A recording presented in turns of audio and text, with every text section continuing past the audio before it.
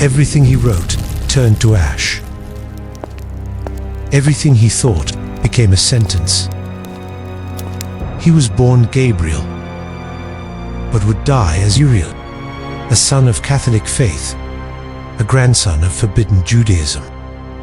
His soul wandered between two worlds, and in neither would he find rest.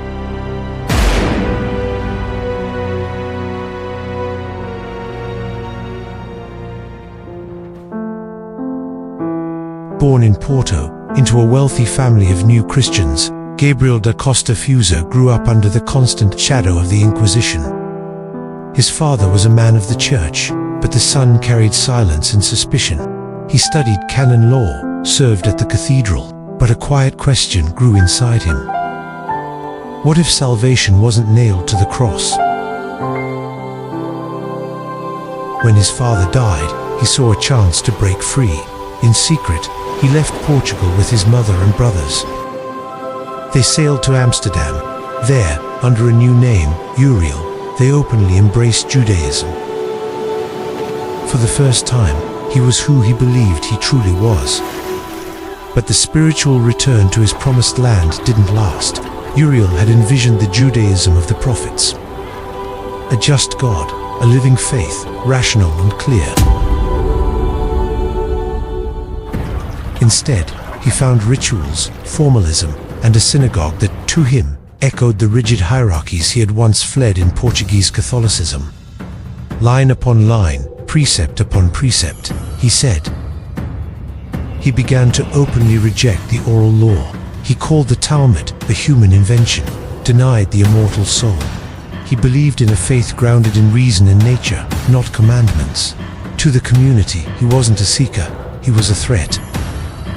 In Hamburg, Uriel set his ideas into 11 propositions, a manifesto, a declaration of war against rabbinic tradition. The text spread and reached Venice.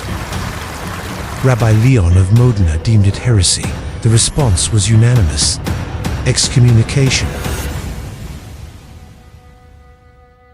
Uriel was silenced for the first time, but not yet quieted. In 1624, Uriel published his major work, Examination of Pharisaic Traditions. Divided into two parts, the book refuted the rabbis and denied core dogmas. It was a direct assault on the foundations of orthodoxy. The reaction was swift. The Jewish community reported the book to the Christian authorities. Uriel was arrested, fined, and his books were burned in public. The humiliation was complete, but the wound had only begun to open. In the years that followed, Uriel wandered in exile. He lost his wife. When his mother died, they tried to block her burial in the Jewish cemetery because she was the mother of a heretic. He tried to return, pretended to conform. A monkey among monkeys, he wrote, but the hypocrisy weighed on him. Rumors spread. He violated dietary laws.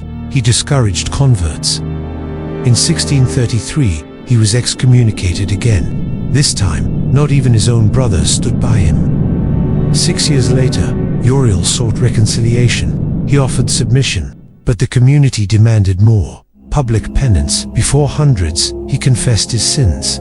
He was tied down, whipped 39 times.